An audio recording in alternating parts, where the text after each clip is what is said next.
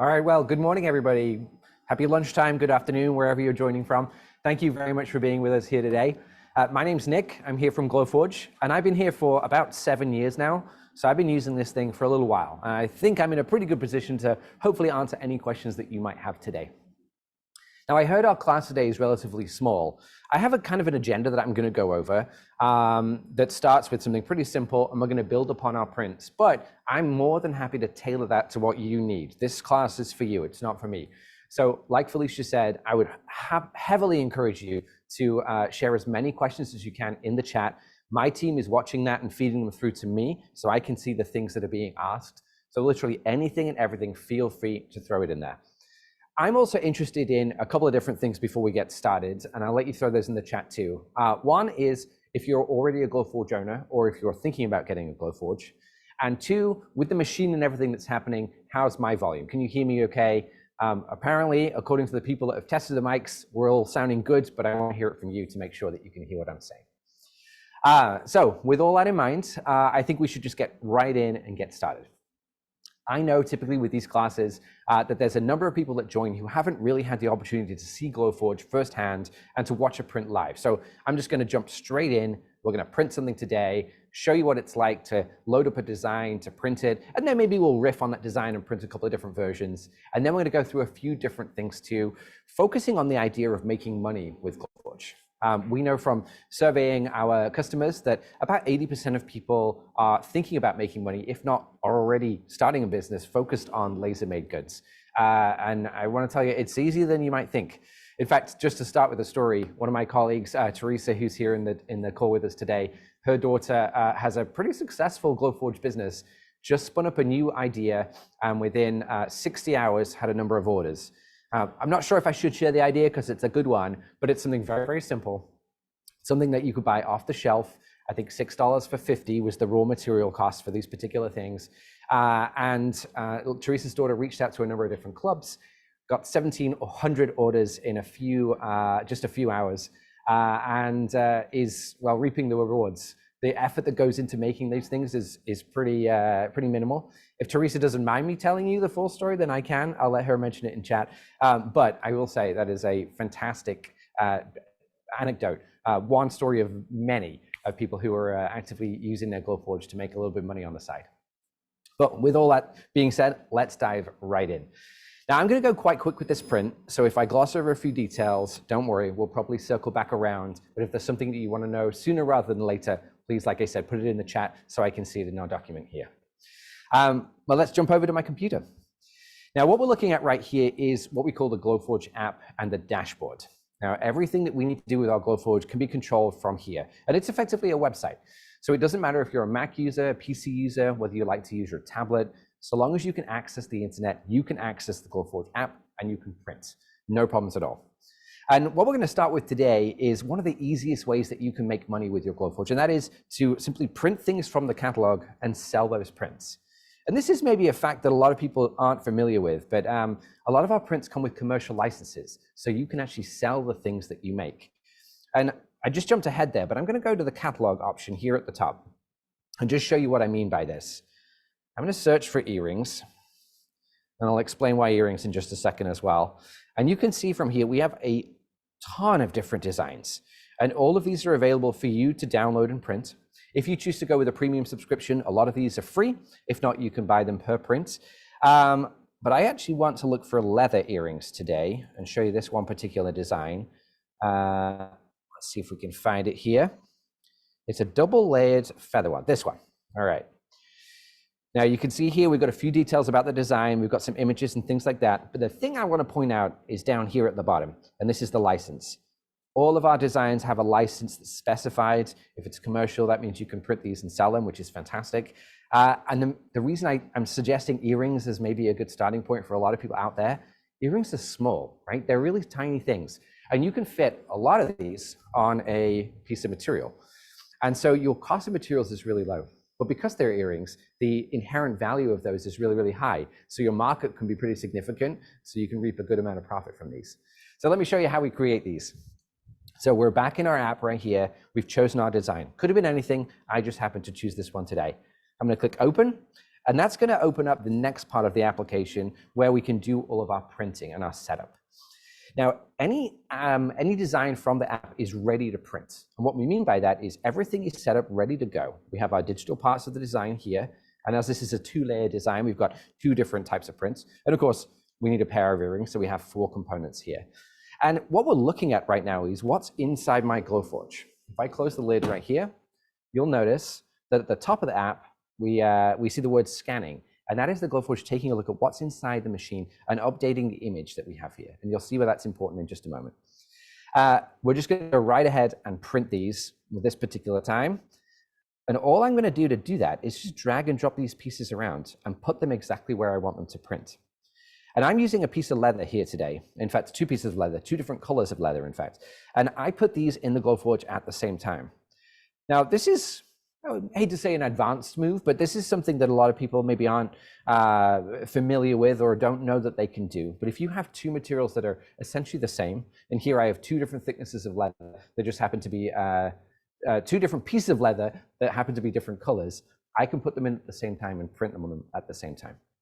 So I'm going to select my material here, medium natural leather. We have a whole list of materials in here that you can choose from. I know I'm using leather. If we're using, say, plywood, for example, we can type plywood here at the top and find all of our plywoods. But I'm going to go with leather right here. And once I've done that, we're basically ready to print. It's as simple as that.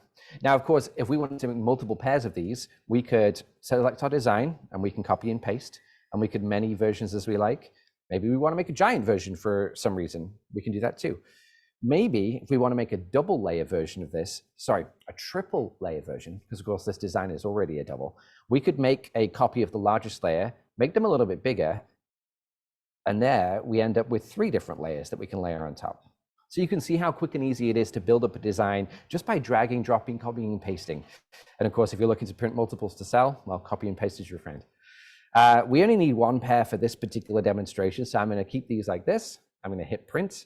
I'm going to let Glowforge do its thing.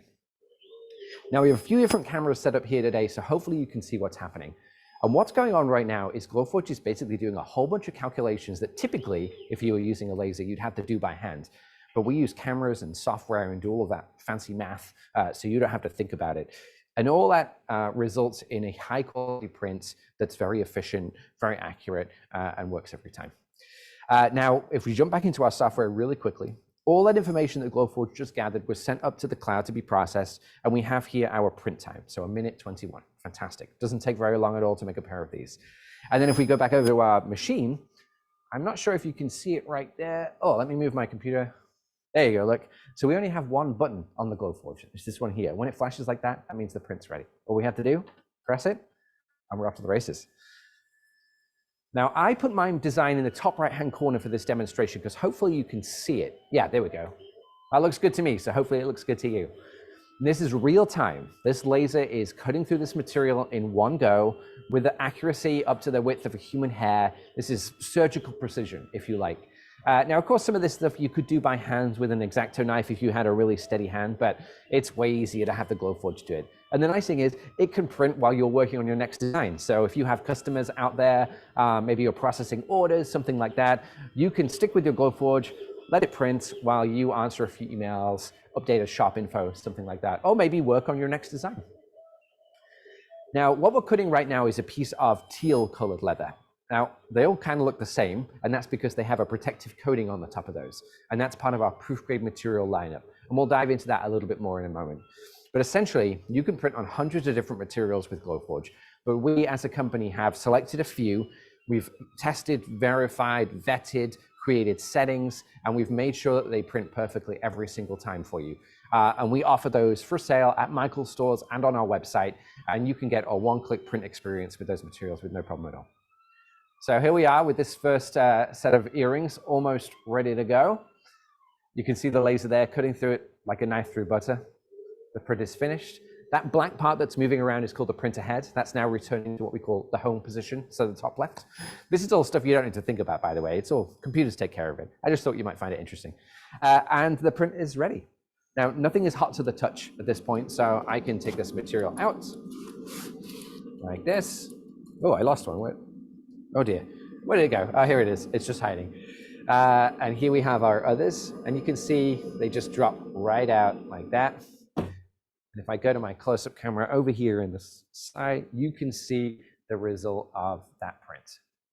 Now, it doesn't look much right now, but let's see if I can do this gracefully. If I just use my fingernail to peel up on this masking, kind of like you're weeding if you're using a vinyl cutter, you can see that beautiful teal color, I think. Yeah, underneath. There it is. Look at that. And if I can try and catch the light, that is a super high quality piece of pre-dyed leather. Wow, I'm really not doing a good job of getting that in the middle, am I? There we go. Okay. I just noticed how well that matches those pencils too. But there's our first color. And then here is our second. I chose kind of a tan color right here, which I thought complemented the teal really nicely. And that is effectively our pair of earrings. Then if we pair that with some off-the-shelf hardware, something like this, I'm not sure how well you can see that, but that is just a jump ring plus an earring hoop and obviously a pair of pliers. You can very quickly create an earring just like this. Tell you what, let me move these out of the way so you can see what we're looking at here. And that is just one version of this particular earring. Like I said, it's very easy to iterate on this. One of the ways that I played around with it earlier on was to mix materials. So here is actually a piece of basswood hardwood, as well as the piece of leather. So you have mixed materials. This particular one that I finished, I actually pinched the leather together so you can create a bit more of a natural sort of leaf shape, whereas this one is flat, which I thought was quite nice. But let's go back to the app and show you how we can take that one stage further and make these designs truly your own. Now, we're back here in the app, and you'll notice that right now we're looking at a black screen, and that's because I took the material out of my Glowforge. There's nothing in there right now. So we're just working on what we call a blank bed. I'm going to look at this middle piece of the design here, the smaller version. I'm going to select one of those. I'm going to right-click, and I'm going to choose Ungroup. And what that's going to do is give me just the outline and this little circle here, like that. You see how I can move that away? Really straightforward. I'm going to select these pieces and delete them because I don't need them anymore. And then I thought it might be quite nice if we add some embellishment for this particular one. So I'm going to hit this plus button right here. And inside the plus button, we have access to millions, literally millions of icons through an icon library. And if I search for, let's do floral, since this is kind of like a leaf shape. Let's see if we can find a nice image of, that one's pretty nice. I like this one. Okay, we're going to click that, and it's going to appear in the app just like this. And just like with our other pieces of the design, we can zoom in, we can resize, we can rotate, we can copy and paste, and we can basically get this in the perfect position. I like to think about the Glowforge software as kind of like a compositing tool, if you like. You can bring in different elements from all over the place. It might be word processing software, it might be our icon library here, it might be photographs, and you can build up a design really easily. Now I notice you can't really see what I'm doing right here. So what I'm going to do, open the lid. I'm going to find a piece of material. Let's do some more of that basswood, which looks really nice. So here's a piece of material that I've been using to do some test prints on. I'm just going to pop it in the bed. We don't have to be particularly accurate because the camera that's in the lid right here will compensate for any of that inaccuracy. And then if we jump back to our app, what we're going to see is that image update to reflect the material that's in there. And I'm zoomed in right now, but if I zoom out like this, you can see the shape that I just showed you on that piece of material. And it starts to make sense why this is so important. We call it live preview, and it allows you to drag and drop your design wherever you want it to print. So for this particular one here, I'm just basically futzing with the composition. I want this flower to look nice. I like the way this leaf kind of comes off the edge, the same with this one. But I'm wondering if maybe it'd be better if it was the other way up. So I'm gonna rotate it like this. I think just because of the shape of the earring, I might like this a little bit better. You know, of course, this is artistry right now. This is all subjective, so you can do this however you like. I'm going to choose something like, yeah, I quite like that. I'm going to go with that. Okay, great. So there's our design. Now we have our large pieces of leather. Then we're going to put these on the piece of wood right here. And then this piece of the design is a leftover from the previous part. So I don't need it right now, but I don't want to delete it. So what I'm going to do is just drag it off the side. You see how that changes color? It's bright red here, and then as soon as I put it off the side, it goes dark red. That basically means it's not going to print. I use this personally a lot because this ends up being kind of like a holding area, if you like, for all the different iterations of the designs that you do. Now, I'm putting on the wood right now, so I'm also going to grab these and move them off the side. And I want 2 of these. Oops. Oh, I forgot to mention, undo works perfectly in here. Command or Control Z, just like in your word processing software, makes it really easy if you make mistakes. And I make a lot of them, I'll be honest. Now I'm going to copy and paste this because I want to have 2 of these. And right now they're identical, but if we wanted some symmetry, we could go over here to the right-hand side and we could actually mirror that if we wanted to. Or we could grab this part of the design and we could make them totally unique. We could do 2 different flower designs. We could do 1, we can mirror it. You know, you have the control here. So let's just switch it up. Let's change that one like this. So it's just a slightly different design. Here's our pieces. Now we can also group these 2. We'll just drag around them, group like that, or we can right click and choose group, just like you would in your software. And again, we can move these, copy and paste, and make as many different versions as we want. Now I'm gonna put them back in the top right, because I know that's where you can see the best. And I'm gonna use a tool here called Set Focus. Now this tool we're going to dig into a little bit more later as well, but this is the secret sauce. This is my favorite tool.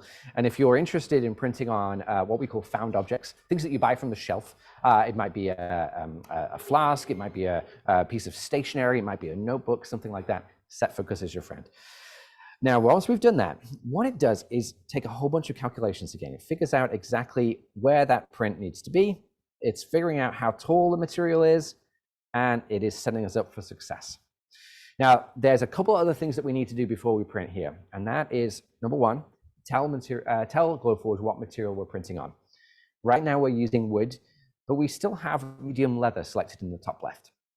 Now, proof grade materials, like we talked about before, actually have a QR code on them. I'm going to show you an example right here, like this.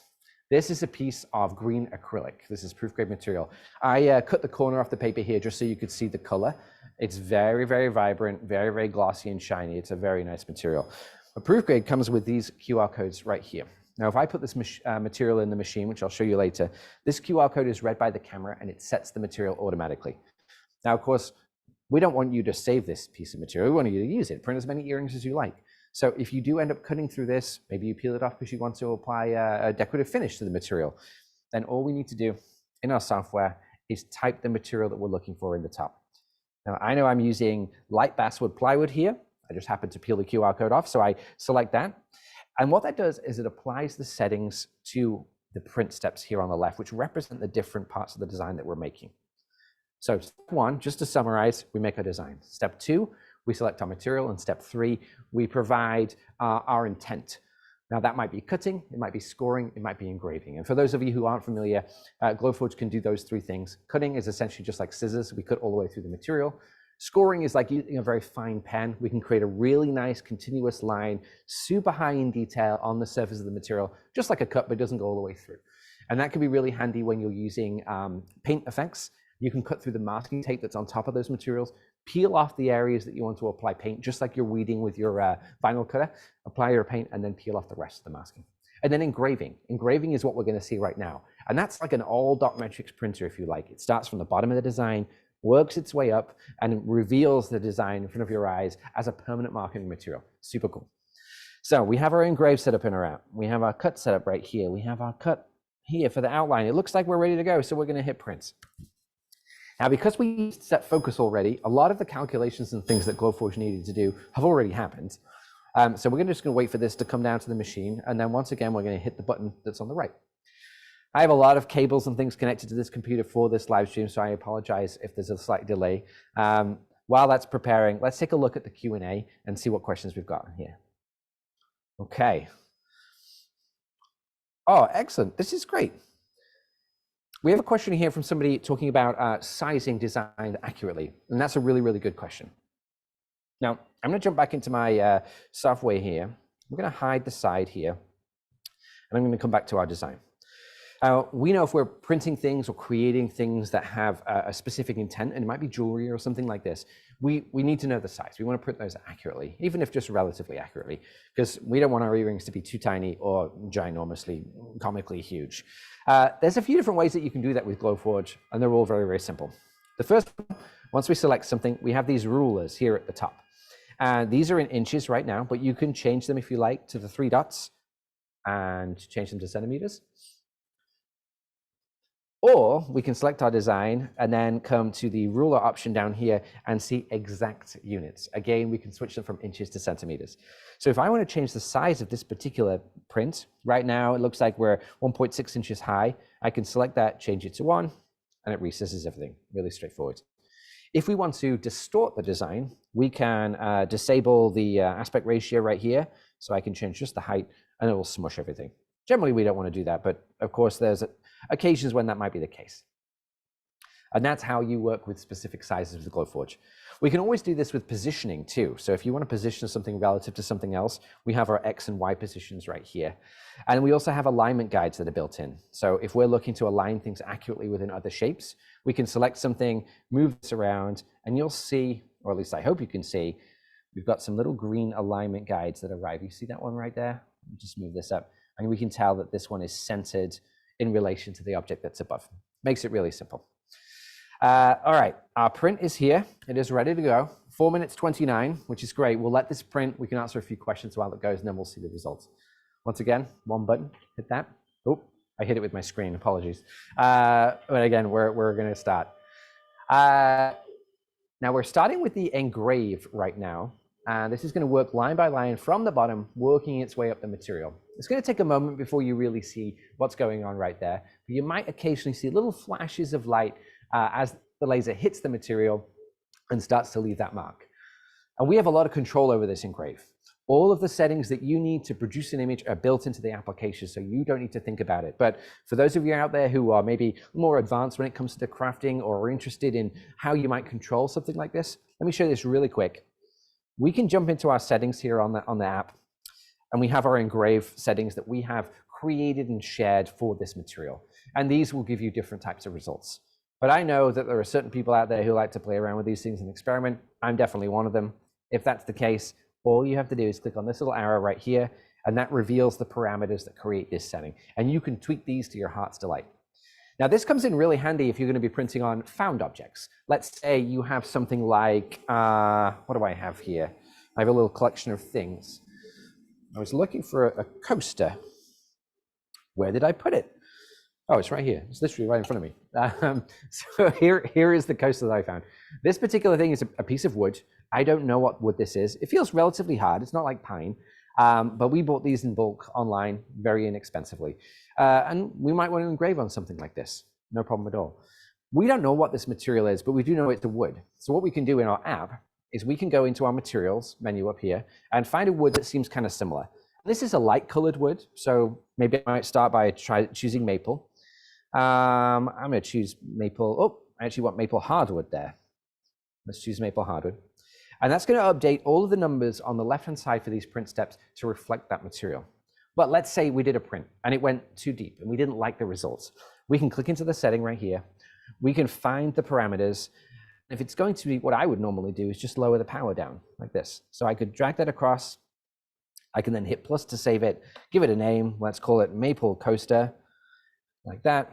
And then that setting is saved forevermore in your application. So you can start with our materials library, very quickly make some tweaks and work with your own materials. All right, while that's printing, let's take a look. Oh, it's a little bit light actually. So we're doing this on the fly. I'm going to show you a couple of tips and tricks here. This print right now isn't really turning out the way that I like it. So all I'm going to do, open the lid a little bit like that, cancel that print. I'm going to go back to our application. Now, I'm going to click on the piece of the design that didn't really work out the way that I expected, and that was these leaves. And it might be that they're just a little bit too fine. Maybe the details are just a little bit too fine. So I'm going to take a look at the settings that are in here. I'm going to choose my SD graphic, and I'm going to take a look to see how this is set up. Now, right now, we have a pretty fast speed, a relatively low power, and kind of a medium resolution. So just as an experiment, I'm going to change this power to full. So we're applying a lot more power to the surface, and hopefully that will bring out some of those finer details. Now, we could also increase the resolution, but that's going to increase the time. And I don't know about you, I'm kind of impatient. I like these things to happen quickly. So I'm going to start by just increasing the power. And this is a bit of an experiment right now. Who knows what's going to happen? So I'm going to move one of them away. I'm going to grab this one here. I'm going to rotate it like this. I'm going to put it where I want it to print. I'm going to shoot that print over to the printer one more time and see how it goes. Hit print. Glowforge is going to do those calculations again. and we're going to send a second print. And you can see how quick and easily we can go through and make these modifications and changes and tweaks and iterate on a design, which if you're a creative person, you know sometimes things don't work out right the first time. But it's really frustrating if you've had to wait 12 hours for some paint to dry before you realize it was wrong. Or if anybody's used a 3D printer out there, when you set up a design and you send it to print, and then 12 hours later, you wake up in the night and you find that the thing fell over off its base and you have to start again, but you wasted a whole bunch of time. With Glowforge, it's so quick and easy. You don't have to worry about any of that kind of stuff. So let's take a look at this. Now this is looking a lot better to me. And I think on the screen, you can also see how much better it's looking. We're getting a much darker mark. I can see the design coming to life. And it's only going to take a couple of minutes to produce this bit. So that's great. We're going to leave it going. Let's jump back into that Q&A doc. All right. Oh, yeah. So someone here was asking about smoking on the screen. That was in reference to when we were engraving and cutting. There was a little bit of smoke that was coming off the material. And that's perfectly normal, perfectly natural. We are literally using laser light to vaporize the material right now. We're turning it into smoke and particulates that are being evacuated out the back of the Glowforge. I can touch on filtering here really quick, because since it seems kind of relevant. Your Glowforge comes with a 4-inch dryer hose, just like you would use with your dryer at home, and that evacuates the smoke and those particles. It looks kind of like this. Here's one I made earlier, but this comes in your box, and most people just connect this to the back of the Glowforge and then throw it out of the window. Now, if you are working, say, in a basement, or maybe you're working in a public space, or maybe you're not working somewhere that's close to a window, no fret. We offer a product just for that. This is the Glowforge compact filter. As you can see, not too heavy, about the size of a recycle bin, and you connect the other end of your dryer hose to this, and that takes care of all of that smoke.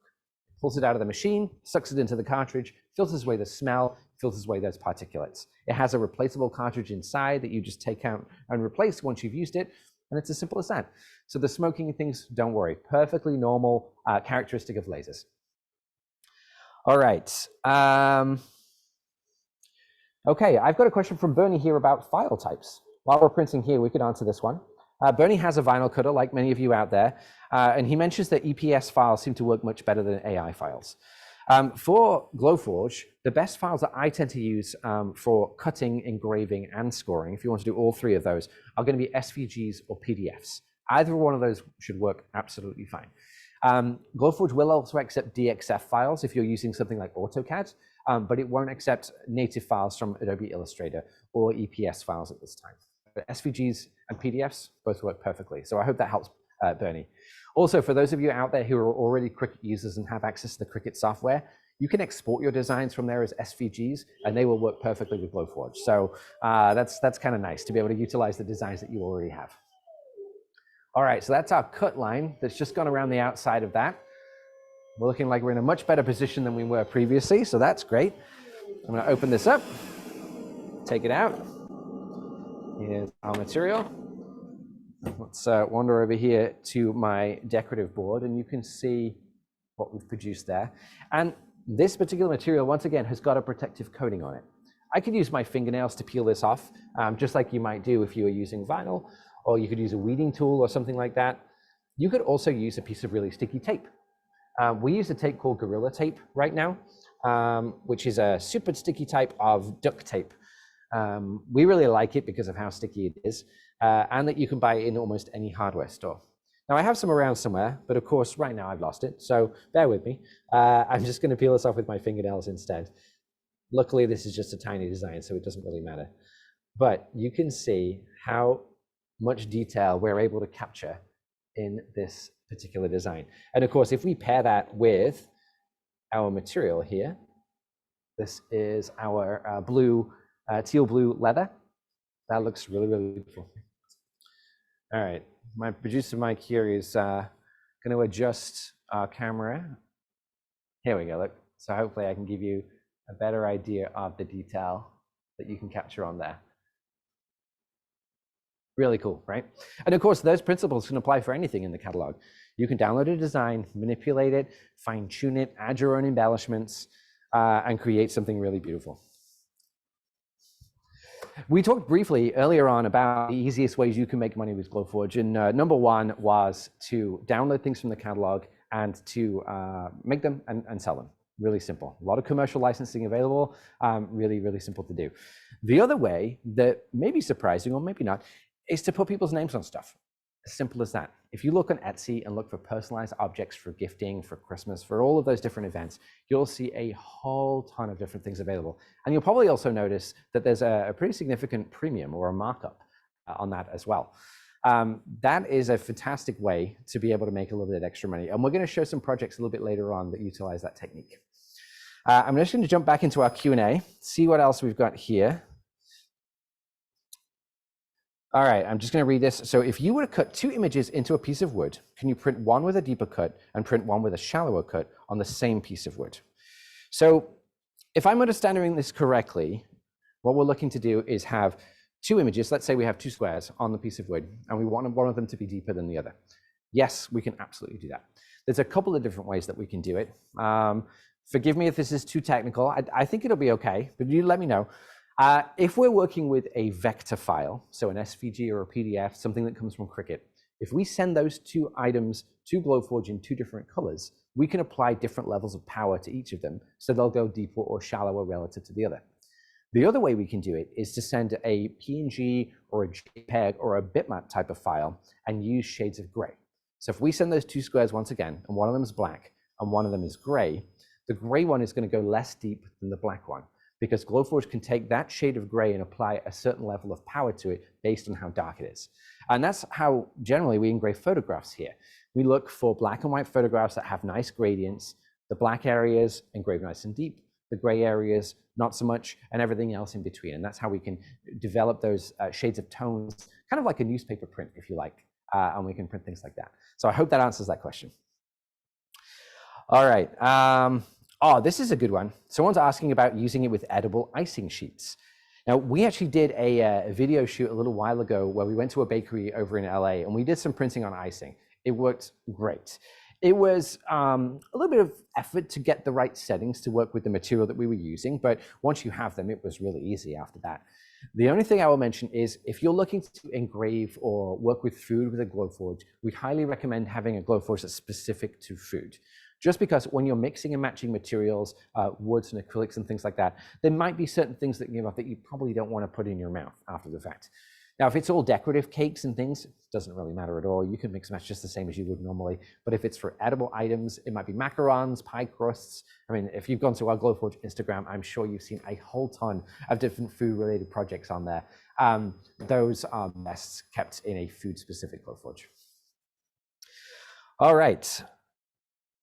Now, I think what we should do now is dive a little bit deeper into this idea of creating earrings to sell. I'm using earrings as an example just so we can build upon the idea of working in the catalog.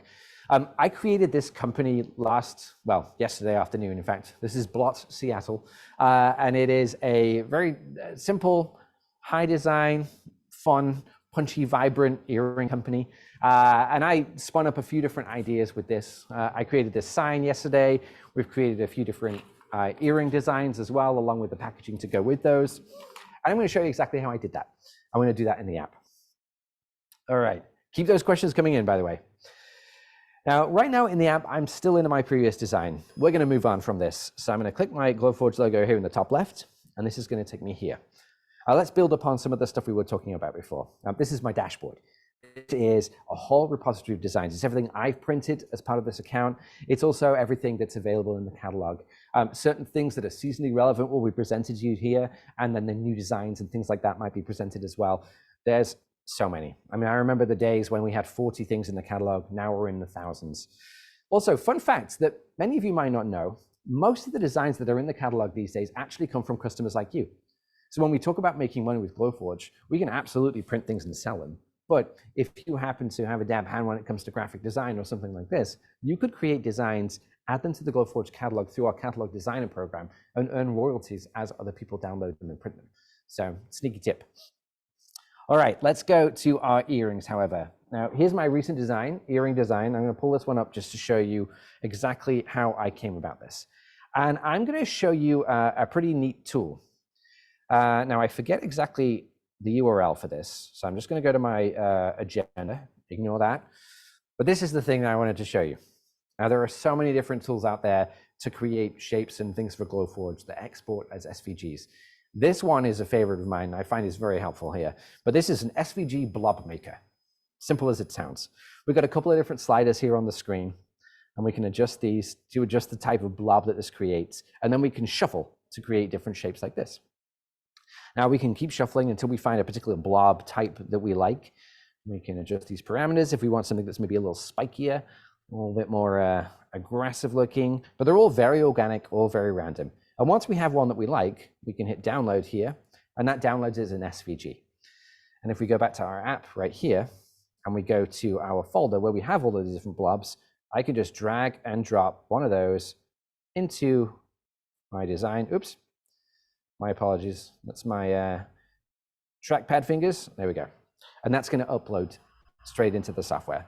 And you can see here that I used a couple of these different blob shapes to create some of these other earring designs from earlier on today.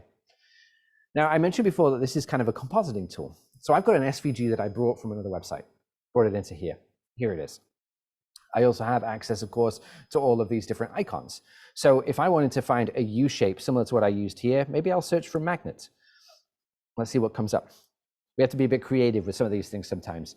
But here we've got some perfect U shapes. That's like, let's grab this one. And I'll show you why this one I think is pretty cool in a moment. Now, I was looking earlier as well for crystal shapes when I was looking for organic styles, and there were some interesting crystals that came up here as well. So let's take a look and see what we have in here. Yeah, this one's pretty cool looking. So let's grab that one as well. And you can see how quick and easily we can start to build these things up. By the way, we talked about adding people's names to things. We, of course, have a text tool that's built into here as well. If you wanted to add some text to something, which we're going to do in a moment, we can use that text tool. Oh, and just to keep you on the hook, what's the phrase? I forget. Anyway, our print we're going to do in a moment is going to be on pencils, and we're going to touch on the idea of using jigs and fixtures to be able to print really accurately on small things over and over again, which, of course, if we're looking to sell things, is a really great characteristic. So we'll dig into the text tool when we get to that. But for now, let's build a pair of earrings. I'm going to take a look at my different shapes that I have available here that I've downloaded and see what I have that I like. Okay, this blob tool is kind of cool, and I've done some earrings already, so maybe, I don't know, what do you think? Should we make a necklace instead this time? Let's try that. So I'm going to move this around. Let's grab this. Let's make this one a little bit bigger. I think I'm going to rotate that slightly like this. Now, this particular magnet came with these two additional pieces. Now, I think I'm going to keep one of them, but not the other. I'm going to move this one up here like that. And then I want to add something down here that's kind of like a long, skinny blob. So let's go back to our blob maker, and let's see if we can find something that's a little, oh yeah, here we go, look, like this one. That's pretty fun. Let's grab that, back into here, go to our downloads. I think that one's the skinny blob, yep. So we'll bring that across into our software again, like that. And we can start to build up our design. Now, because this is going to be a necklace, I want it to be kind of a statement piece. So I want it to be a little bit larger than what we've been going with so far. So like we did before, I'm going to select my design, click the rulers, and take a look at the size. And right now we've got about 3 inches in width. That's relatively big, right? Let me grab my ruler here so I can visualize that for a second. Yeah, I think that should be a good place to start. So let's start with that. Then I've got this particular shape right here, and then I've got my new blob right here. Now it looks to me like that should be, it's kind of looking a bit like a foot. I'm not sure if I like it anymore. Maybe we'll leave that blob for now. Yeah, I'm not sure I like that one. Okay, let's do a different thing instead. Let's pivot. We'll get our square tool like this, and let's round some corners on the square tool.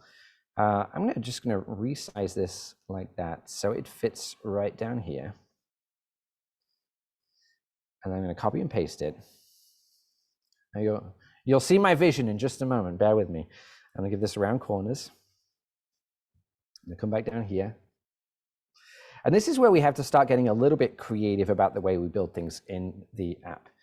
Now, I'm going to use a tool called Create Outlines here to actually join all of this stuff together. Now, you'll see these two shapes that I have right here. I want those to be one piece that I can hang from the bottom of here. Right now there are two. To join them, I can use a little bit of a hack with this tool here, create outlines. This is really helpful if you're creating something like a keychain. Let me give you an example, just so you can see the actual intent of the tool. Let's pick something for the holidays. We've got this cool bauble right here. That's added in there. Let's say we wanted to make this into a gift tag. We'll click on here, we'll create a circle. This is gonna be the hole that my ribbon goes through for my gift tag. Oops, let me grab the right one, move it up here. Like this. Now, I actually just had an idea with this too, which could be fun. Let's, okay. All right, before I get ahead of myself, let me show you what the create outline tool does. So we're gonna drag that hole up there. It doesn't quite look centered to me, so I'm just gonna fine tune that until I'm happy with it. Use my arrow keys if I wanna move this around too and just nudge it. That looks pretty good. And I'm gonna select both of them. Then hit create outline and do this. You see how that created an outline around all of those different pieces that we made, including our cut hole. So now we can create this as one individual design. This we can print by itself, and that could be a cool gift tag. We talked about text before. I noticed this bubble has got that great little band that's here. So we could do some text. We could change the shape of that text here. Oops, not that one. Where's my style? Here it is. Let's choose this arched one here. Let's match that arch to, oh dear me. Let's match that arch to the shape. Let's do the curve. I'm gonna rotate it like that, fine tune that, drag and drop it, make it a little bit smaller so it fits. You can see exactly how I'm working with this, right? I'm using my arrows here just to fine tune the fit. And before you know it, within just a few moments, you have a completely custom gift tag. Anyway, I digress. Move that to the side. Let's join these together. Now, using that same create outline tool, I can click here, create new outline, and rather than using an offset of 1/4 of an inch, which is the default, let's just make that a really small number like this. And once we update that, what we end up with is basically those two shapes joined together. I don't need these anymore, so let's get rid of them. Let's move that back over here, and here is my shape. Now, I have the same situation here. This particular shape and this particular shape are two different pieces. So create outline. Now let's adjust that outline to a really small number. I was using 0.001 of an inch right there. And once again, we have the shape that we need. Let's get rid of that. Let's move this one back into position. And this one here, right now we don't need to create an outline of this, but you'll notice that it's dark blue, whereas this one here is red. Now in this software, this indicates that the Glowforge thinks we want to engrave this shape, not cut it. Well, that's not true. Sorry, Glowforge. Nice try, but actually we want to change that. So we're going to go very quickly into our app again, down to the left-hand side, and you see, I think it's clear, but if it's not, I apologize, but this particular one here is actually highlighted in blue when we select here. Same with this one. If we select this one, we can look on the left-hand side and find the step that is highlighted so we know which one corresponds to the piece of our design. Here, we can see that it's set to an engrave. We want to change it to a cut. Let's do that. You'll notice that it changes to a red stroke, just like the other one. Fantastic. Our antenna is working. All right, now we need some holes for some hardware. I'm going to do a couple of circles here for a piece of rope that's going to go through this particular shape. Let's see if I can select that one. It's always fun teaching a class and trying to click and drag at the same time. Let's do that. Let's move this one over here like this. And I'm thinking maybe we'll have the actual rope come through from the back, out through the front, and then out the back again. Then maybe I want a couple of holes here that can be our holes for our jump rings. So I want this to be 2 millimeters. I've tested this, I know that's a good size. I also like to work in millimeters, so I apologize. But you'll notice there that I can actually type any units that I want, and it will translate them automatically. So I did 2 millimeters, pressed enter, it translates it to inches, and here we have the circle of the size that we need. Now I want another one of those that corresponds, that fits into this horseshoe-shaped piece like this. Let's move that up. Then I think what we'll do is actually add 2 of them down here at the bottom, because I just think those 2 splashes of metal against the acrylic that we're going to use might look really nice. Let's try it. And again, it's so quick and easy to print these things and test them out. Why not give it a go? So let's do that. Copy and paste. Let's bring it down. I should also mention, if you're used to working in something else like Adobe Illustrator, like I am, maybe AutoCAD, maybe CorelDRAW, maybe Affinity Designer, maybe the Cricut software, you can absolutely continue to work in those pieces of software and just bring your designs into Glowforge. Now, I'm actually going to copy and paste this one here because I wanted it to be a little bit smaller. I wasn't too happy with the way that was looking, but I think that's going to be a good start right now. Let's move these off to the side. Let's move our crystal off to the side. Let's move these pieces off to the side, and then let's pick a material. Now, Blot Seattle here, as you can tell, very vibrant company. They like bright colors, so I think we should stick with that. So let me see what I've got down here in my scrap pile. Let's start with this. Let's start with this green. Yeah, let's go with that. So I'm gonna open my lid, take my material out, and throw this one in here. Like I said, don't have to be too accurate. Close the lid, back to our app. The image is going to update. We will see everything in there that's ready to print. Now I'm going to go with the top part of my design here as the green piece. So I'm going to grab all of those pieces, move it along. I'm going to use my set focus right here. I also notice I've got a little extra circle here, which I don't really want to print right now. So I'm just going to delete it. I'm guessing it's probably missing from here. Yeah, it is. That's all right. We'll add that back in just 1 second.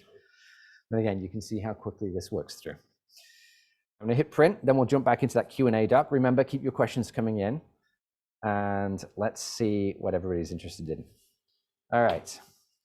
So while that prints, we've got a question here. Would it print long, thin designs, such as trims for miniature Victorian dolls' houses or dollhouse designs? Absolutely. In fact, if you search for Glowforge miniatures, you'll find a whole bunch of different people already in the community who are printing miniatures for dolls' houses. We have a customer that we work with quite a lot. And in fact, I think we have some video content from them. If you go to glowforge.com/watch, Chelsea makes. She was actually, I think, the runner-up from NBC's Making It, and she makes dolls' houses and miniatures as her full-time job right now. And she uses her Glowforge to do that. I wish I had an example of a really fine cut that I could show you, but I mean, we're talking millimeters thin. I mean, really, really, really, really very accurate. So as small and as intricate as detailed as you can think of. All right, let's take a look at that particular piece. So that was really quick, really easy. Here's our first component. Then let's try a few different colors. I'm going to show you another thing too. So here I've got some scraps. The nice thing about Live Preview, that feature that I showed you earlier where you can drag it over your design, you can use your scraps really, really efficiently. So I'm going to put these two colors in here just like that. Now, if I have something else, I can throw that in too, but it looks like those are probably my two smallest pieces. Let me move them to the top right once again so you can see what I'm printing. Back over to the app. Move this one out of the way. Oops, like that. And let's move our pieces back in there too. Now, so I don't leave these holes behind, I'm going to group these again. Move that over there. And same with this one, group that, move that over there, and pop that in there. All right. Oh yeah, great. Thanks, Mike. We were talking about dolls' houses earlier. Mike actually just pulled up this particular design, which is in the Glowforge catalog, just to showcase some of the intricacy that you can achieve. And maybe let me move it over here. You fly the airship over to the detail cam. Let's see, where do I need to be for focus here? It's, I think you can see there just how fine that detail is. Let me just spin it around so you can see the propeller there. Try and catch the light. You see that lattice work that's in there? I mean, each of those is 2.5 millimeters in diameter. Everything spins, everything functions. We've got flags. And this is really quite a basic design in many ways. It's very flat, sort of two-dimensional. But if you were interested, you could use a feature in Glowforge called 3D Engrave to literally carve complex designs into other materials. Now, if you're interested in hearing about 3D Engrave, leave me a message in the chat and I'll dig into it. Otherwise, I'll leave it for another class. But we have our designs here again, ready to print, and we can hit print.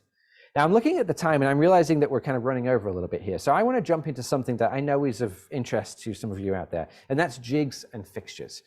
Now, we're going to use a really simple rudimentary example here, but I think it's some information that might be really helpful to some of you. So I'm going to put our earring design to the side for now, and I'm going to create a new design this time. Create a new design, create a blank design. Here we are. Now, I've got a bunch of pencils here, which are just standard ordinary pencils. I quite like them. They had a nice metallic detail on the tip. But I thought if I was Blot Seattle and I wanted to have something cool in my store, maybe something that was at a lower price, maybe something I could give away with the designs that I'm selling, a pencil like this could be a good one. Now, if I want to print on a pencil, I don't have an awful lot of surface area to go with. I can't be particularly inaccurate. I've got to be as precise as I can be. And the easiest way to do that is actually to create a very simple jig to hold the pencil in the right spot. Now, first step for this is to name my object. I need to figure out how big it is. Lots of different ways you can do this, of course. I'm just going to use a ruler, and I'm looking at my pencil here. And at its widest point, it looks like we are a hair over 7 millimeters. And in terms of length, it looks like we are going to be 180 millimeters. So 7 millimeters by 180 millimeters. And what I'm going to do is just draw very quickly a slot for this to fit into. So here's my square. Let's go to my tool here. 180 millimeters, 7 millimeters, and this is going to be my jig. Now I can make as many of these as I like. I could copy and paste it 20 times and print on 20 pencils at once. But we're just going to do one for now. And I'm hoping somewhere I've got a piece of cardboard around that I can use, because I would suggest for a lot of these prints, a piece of cardboard is a really good way to go if you're creating a jig. I absolutely 100% had some. What did I do with it? Excellent question. Oh, there we go. I guess I could use this piece right here. Yeah, let's try it. All right. I was hoping I had a piece that didn't already have all of these holes in it, but you can see where I've been playing about and testing a few of these different things. Here is the cutout that we're going to use, or that we're going to create. And I want to show you why it's important that we create it each time. In fact, oh, thanks, Mike. Here's a brand new sheet, so we're not getting confused with this. I'm going to put it in here. And this time, I'm going to take a little bit more care about where I put the material. I'm going to butt it up against the left edge, the top right edge, and the back of the machine like that. Now, this is somewhat arbitrary, but the key to this is that every time you send a print to Glowforge, it will go in the same place if you haven't moved it in your design. So here's our cardboard. Here's the slot that we made. And let me use my set focus again on here to tell Glowforge exactly where I want to print and to give us the greatest level of accuracy. Now, the idea here is we're going to create this slot which we know is going to fit the pencil. And then we're going to create a design to go on the pencil and use that slot to align that design. So let's go to my text tool. Let me do, let's think. Let's do mightier than the sword as our text. Let's update that. We can choose as whatever font we like, but I'm going to keep it nice and simple with something like this for now. It looks like I distorted that slightly when I resized it, so I'm just going to do that, make it a little bit smaller, and drag that around until I see that green alignment line again. Now it looks like I might have, did I accidentally zoom into my, yeah, I did, there we go. I accidentally zoomed into my screen there. But you can see that we have two print steps for this design. This one here, this cut, which is going to be my jig, and this one here is going to be my pencil and engrave. So remember, just like before, first of all, we're going to create a design. Then select our material. We're using cardboard. So click in the materials menu, type cardboard, 1/8 of an inch, write this. And then this time for my design, my engraved design, because I don't have my pencil yet, I'm actually going to set this to ignore, just like that. And you'll notice it turns from blue to red. This way, it's right in the right spot, but it's not going to print this time around. Then I'm going to hit print. So we're going to let Glowforge do its thing. That button is going to light up again. It's going to take 11 seconds to create this. So, you know, these jigs don't take an awful long time. And if you use cardboard from leftover shipping containers and things like that, all the better.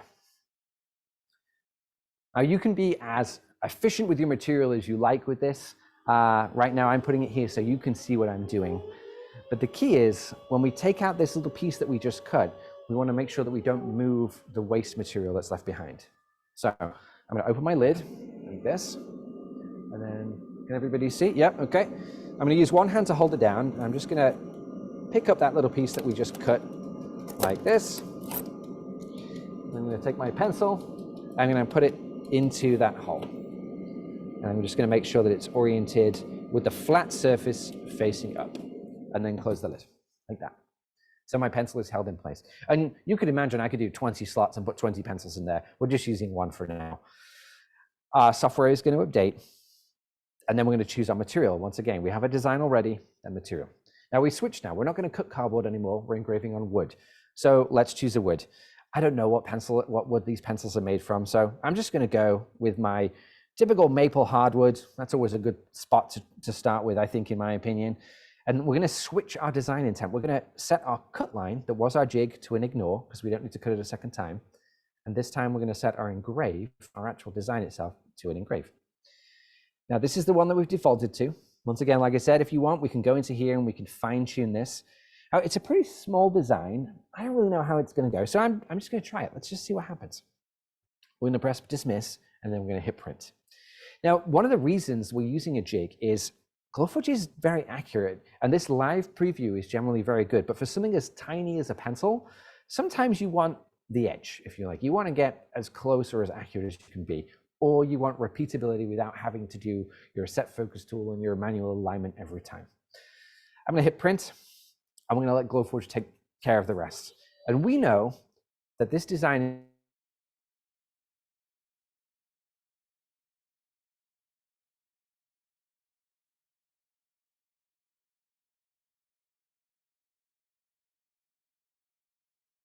is the laser, so we get the best print results. And I just had a kind of an idea as this is working. I might grab a fill paint for this. I'm not sure if any of you are familiar, but you can get these things called fill paint sticks. They're basically like an oil paint that's in a semi-hard state, and you can scrub it into engravings or etchings to provide a pop of color. And I'm thinking that might work quite nicely on this pencil, so I'm going to give it a try. I'm going to hit that button. Let's see if everybody can see. Oh, okay, great. It looks like the light's hitting it. Hopefully you can see what's going on. And while that's going, I'm just going to step to the side, grab myself one of those fill paints, and see if I can show you this. Here we go. I've got a white one here.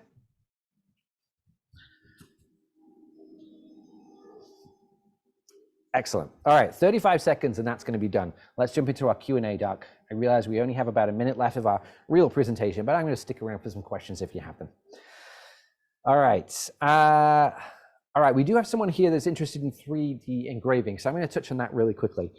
3D engraving is a way that you can produce highly detailed three-dimensional designs on a piece of material, just like you're carving with a chisel.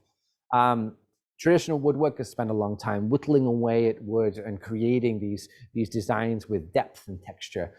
With Glowforge, you can do exactly the same thing, but with lasers. And we talked about before using a bitmap image that uses levels of gray to control the power. Well, that's exactly how 3D engraving works. All you need to do is upload an image that's created as a depth map. If you Google depth map, you'll see what I mean. A little bit complicated to set them up if you're looking for a really detailed result, but a really, really fantastic idea. And using that, when you send your print, you can create these amazing textured finishes. We've talked about these people a lot in various Glowforge channels, but there is a fantastic Etsy store out there, an Instagram channel called the Fairy Doors, if you look them up. There are a couple of artists here in the US who create these miniature doors that you put in your garden as ornamentation, but they create them all with 3D engraving. They've traveled across the world, taken photographs of really cool rustic doors, translated those photographs into black and white images that they then 3D engrave to create perfect reproductions of these doors that they've seen, but in miniature. I know somebody out there was asking about doll's house furniture. This will be a super cool way of adding something really special and unique to your doll's house. So Fairy Doors, look them up, really, really cool. Our pencil is done. It looks great. So I'm gonna pull that out. It's exactly where we wanted it to go. And let me get it into our, actually, let me go a little closer. Maybe if Mike can help me with the focus here. You can see where that went. There you go. So we're right in the center of that flat spot on the pencil with very little effort, not really any measuring that had to happen or anything like that. So that's pretty rad. Now, the next thing I want to show you people really fast, because I think this might work pretty cool, are these. This is a fill paint stick. These particular ones I found online, but there are various iterations of these that you can get, and they're used by engravers. And it is basically dry until you scrub it into a surface and soften this material. So let me grab a scrap of material here. Maybe let me do it on the top of here and see if you can see with the, here we go, yeah. So I'm gonna take my thing, I'm gonna scrub it, until I feel it go soft. We're basically breaking through the skin of that material. Then I've got my design right here, and I'm going to scrub it into that design. Is that showing up? Can you see what I'm doing? Yep. Okay. All right. That's scrubbing like this. Then once we've filled up that particular design, thanks, Mike, we're just going to take a wipe or a cloth and wipe off the excess like this. You can use tissue paper. You can use a, what's it called? Like a lens wipe or something like that, an alcohol wipe. This is just a piece of kitchen roll. And if I jump back over to we're here, you can see how in seconds, we added a super vibrant, very poppy splash of white to this pencil, which I think works really nicely with this teal color actually. And it's very on brand for Blot, Seattle. I mean, you could imagine both of these things being in the same store. Wow, this is like juggling. It's actually quite hard. There we go. Anyway, so that's jigs, fixtures, engraving pencils, and fill paints. And we're pretty much right on time. So I'm going to jump back into our Q&A doc and see what else we have in there. I'm happy to hang out for a few more minutes if other people have questions. So please throw them in the chat so I can see them here.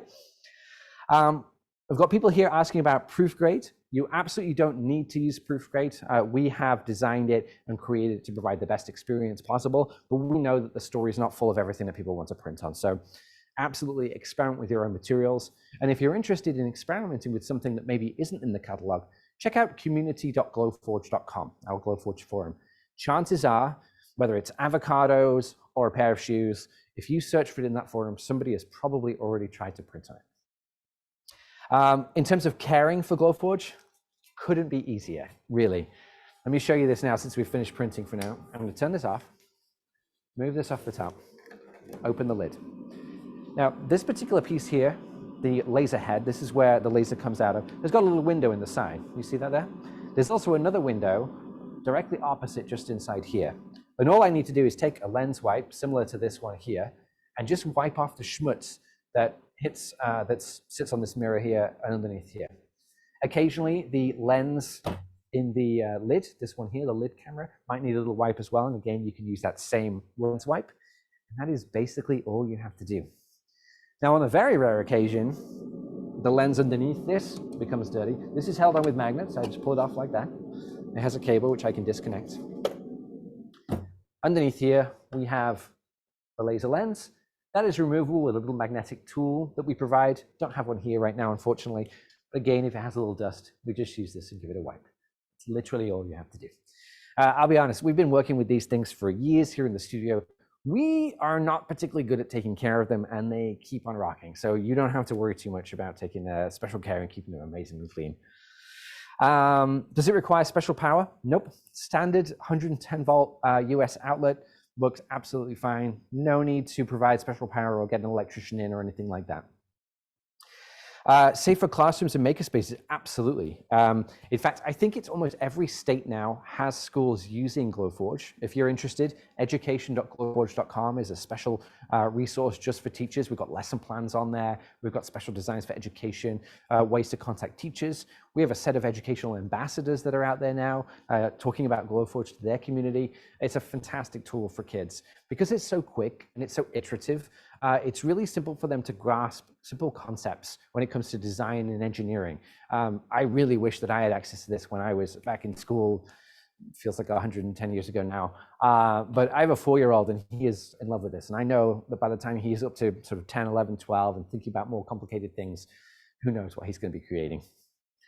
I heard you can use a pen to design and then print your design or handwriting. Yes. And actually, this was something that I was going to talk to you about, and I clearly got carried away with something. But we were talking about fixtures and jigs for the pencils. If you wanted to engrave on something that wasn't an ordinary shape, that was a little bit more difficult to measure, let's say, for example, maybe it was this keychain. So this keychain right here, we created on the Glowforge not too long ago as part of a thing. If you were looking to make money with the Glowforge and you were looking to maybe create a whole bunch of stuff and take it to a fair, one of the things that you could do is partially complete a design like this and then take those partially completed designs to the fair and add that personal touch, that embellishment, maybe someone's name, a date, something like that, right there live with them. You could use your handwriting to capture an image, and then you could use a jig if you wanted to engrave it on this particular piece. And that trace function, let me show you, works in a couple of different ways. I'm going to turn Glowforge back on and see if we have time to show this live. I just need to reassemble it really quick, just like that. But essentially, we could take a piece of material, just like this, and this is where I was doing my testing, and draw around the object that we want to make a jig for. Or alternatively, we can create our handwritten design, maybe someone's name, maybe an image if you have artistic skills, that kind of thing. And then we use what's called the trace function to make a digital version of this. And the reason I was playing about with this circle is it's very easy to get things like this off the shelf. This is a tiny aluminum container. I used these for Halloween treats a few years ago, but it has a lid and a base, and these engrave on Glowforge beautifully. So what I did was actually take this, put it on my piece of cardboard, draw around it with a Sharpie, then use the trace function to cut out this circle. Didn't have to measure a thing, and this fits perfectly in there. I think you can see just how well that fits, but there is literally no movement at all. So you can trace things to create a jig, you can trace things to add artwork, you can combine that tracing, that artwork with things that you create in the app. It's a super, super versatile tool. And once this is finished, hopefully I can show you. Can you save your own custom settings? Absolutely. I think I already showed this, but let me just go back to it 1 second. If we're here in the app, we can select something that we need a custom setting for. Here we have our engraving for the pencil. Let's say this went a little bit too deep and we want to go a little bit less deep for the next iteration. What I can do is adjust that power, maybe increase the speed, whatever I feel like, hit plus. We can save it as whatever we like. I'm going to call this custom setting. And then here it is at the top of our custom settings. It's available for you for the future. Now, if something changes and you want to iterate on that, no problem. You can either change this and then hit save to overwrite the current setting, or you can save V2 or V3 of that particular setting using that plus button again. Really simple. All right. How loud is it? Oh, that's a good question. Well, I mean, we're printing live right now. I'm wearing a microphone. I don't think it was particularly loud. I would say most people would liken it to having a vacuum cleaner, like a relatively quiet vacuum cleaner in the room running at any time. If you're using the compact filter, the noise level increases just a little bit because you have another fan here in the room, but you can absolutely sit and have a conversation. It's also a question that gets asked quite a lot. So I might recommend heading over to YouTube, searching for how loud is Glowforge, and I bet you there's a few people there that have provided some real comparison videos, so you don't have to take just my word for it. All right. What's been my most favorite thing to print? That's a great question. Maybe a good one to end on. Wow. Well, so a little story. I was a leather worker before I joined Glowforge. Some of you may or may not know that. I had a small business and I used to use lasers through a third party to create templates and things like this that I could cut around because I would make everything by hand. I would cut my parts out, add my embellishments, sew things by hand, that kind of stuff. And then when I joined Glowforge and I started to play about with the possibilities of combining laser with leather, I was able to create this. This is one or two things that I'm going to show you. And apologies for those who joined the last live stream we did with Michael's, because I showed this off then too. But this is my everyday wallet that I've had for years now. And I think we're talking like 7 or 8 years, something like that now. All the panels on this particular thing were cut with Glowforge. I'm just trying to catch the light there so you can see it. There we go, perfect. As were the stitch holes and the design. Now, what's unique about this, though, is the design was engraved into a piece of acrylic and then pushed into the leather. So it was a debossed effect rather than being engraved. This also has this little thing on here, so it ejects the cards, which is pretty nice. But I really like this. This was like my aha moment, if you like, with how I could take the current skills that I had and level them up with the laser, increase productivity, increase accuracy, all of that kind of stuff. But then the other one is actually this. Now, this clutch I made, it must be years ago now. I think it featured in one of our marketing videos. Oh, focus is hard. But what I liked about this particular clutch is the way I was able to use the laser technology to create this particular joining system, if you like, that didn't need to be stitched. These are little fingers that lock together to create this fully functioning working clutch without needing a needle and thread or anything at all. And then, of course, that design was engraved on there. I also have the initials of this particular person that have been debossed in combination with an engrave. So we're mixing lots of different techniques. And then just to add that kind of hand finished look, on the front here, I actually engraved some fake stitching, which at a glance, you can't really tell. I thought that was pretty cool too. So there you go. A couple of my favorite things that I've printed. And then the last one here, someone is asking about how you can organize designs in the app. Let's jump in here really quick just to show you that one. If I go back to my dashboard, I have all of my recent designs here. I can click these little 3 dots and I can rename, make a copy, or delete these files. And now I already have all of these folders as well. And I can create new folders and drag and drop these things to organize my files, just like I was in a traditional file software. So there we have it. That's Glowforge in a nutshell. Very easy to use, as you can see, super simple. Also really fun. You probably got a sense of how I was getting carried away in the moment there, so I apologize. There are other videos from us on the Michaels website that I'm sure Felicia can help everybody find, with a ton of different information out there. But I hope this was helpful to anybody here who joined today. And thank you so much for your participation and all your questions.